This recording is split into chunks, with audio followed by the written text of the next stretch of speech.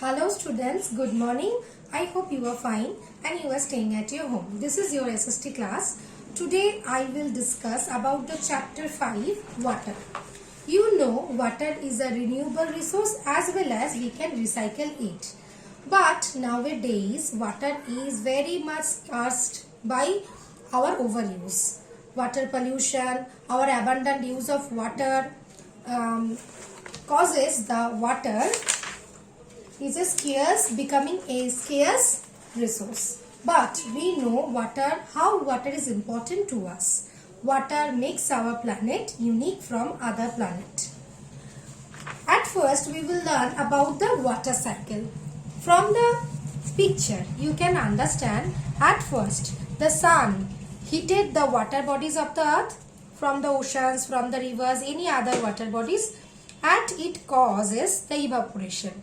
Water changes into the water vapor and it rises upward where it cools down and forms the cloud. And cloud bring back the rainfall, snowfall, hailstorm to our earth. So in this cycle the water balance is maintained in our earth. That's why this hydrological cycle or water cycle is very important to adjust the volume of water and maintain the availability of water. Now we will learn about the ways of water conservation. There are various ways we can conserve the water. At first we should stop wasting waters by running taps. We have to maintain our uses of water. We will not waste any kind of water. We have to harvest the rainwater. Now we will learn about the distribution of the water. Look at the board. We know 2/3 part of the earth is covered with water. So 71% of the earth is covered with water, but only about, if we think that 71% is 100%, 97% water is saline water. We can take this water from the oceans, but we cannot use it. Only 3% that is fresh water. About 3%, 2% is already stored in the high altitude mountains as a snow caps. So only 1% is available to us as a fresh water in surface of the land and groundwater. Okay, so this 1% water is only available to us for using, for drinking. So this fresh water is very much important resource to us. We should use the water judiciously. So from the map we can understand there are major oceans in the world. You know, Indian Ocean, Pacific Ocean, Arctic Ocean. There are 5 major oceans. In the oceans we can see 3 types of movements. Movements are caused due to different type of salinity of water, the water density, the permanent winds and the temperature cause the water movement. So water movement can be divided into 3 types. First one, waves. Look at the map. Look at the picture. This is wave, picture of wave. If you move to any seaside area, any coastal area, you can see the waves. These are the frequent rises and falls of the water. These are called waves. Waves are caused due to action of wind. When the gentle wind is moving, it causes the gentle waves. When the very tremendous wind passing, so it causes the huge waves.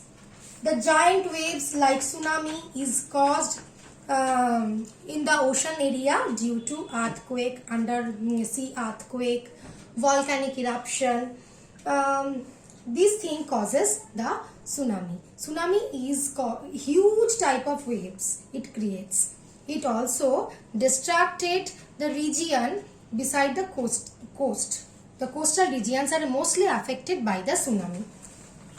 That type of tsunami occurred in the year 2004. That was very devastating and large area and people are affected by it. Now we will learn about the tides. Tides, periodic rise and fall of ocean water, and it is a regular basis, twice a day occurs in a day. This is called tides.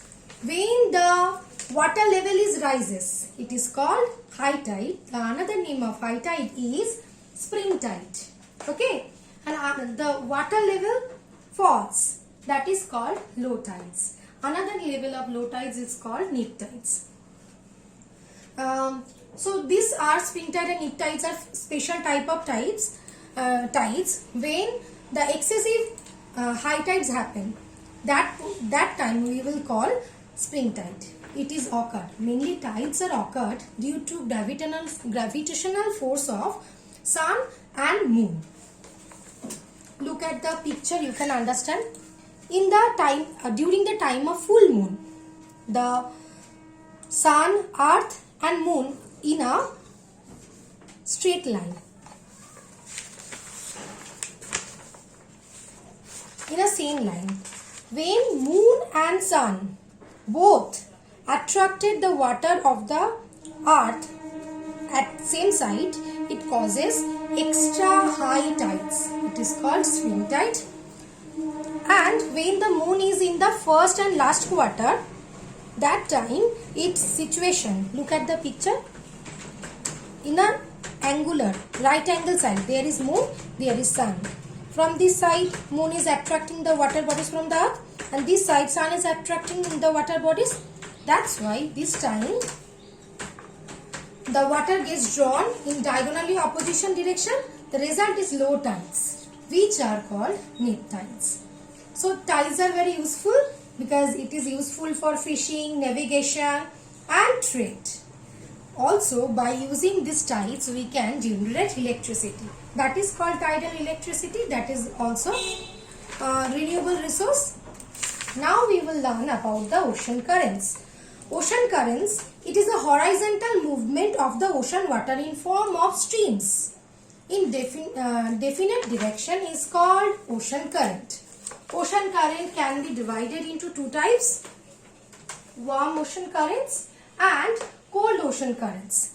In the polar region, the temperature is low. In that region, we can see the cold ocean currents. In the equatorial region, there forms the warm ocean currents. Ocean currents are formed due to the rotation of the earth, the salinity of the water. Salinity means the amount of salt present in the ocean water, that is called salinity.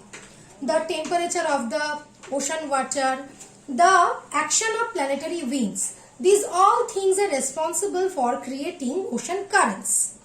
These ocean currents are also useful to us because ocean currents also have the impact on our environment and climate. When warm ocean current passes through the coastal region, it causes the warm temperature, warm climate, and when the cold ocean current passes, it creates the cooler temperature beside the coastal region. When the ocean current, the two type of ocean current, that means warm and cool ocean currents meet together, that places are very much useful for fisheries. We can get the plenty amount of fish there. In a place when warm and cold current meet, dense fog is occurred. That place are very risky for navigable. Warm currents keep the seas. Warm current keeps the seas ice free. Icebergs, the huge size of ice that are floating on the oceans, that are melted due to the warm ocean currents. So there are various importance of ocean currents. So I hope you understand the chapter. Thank you, students.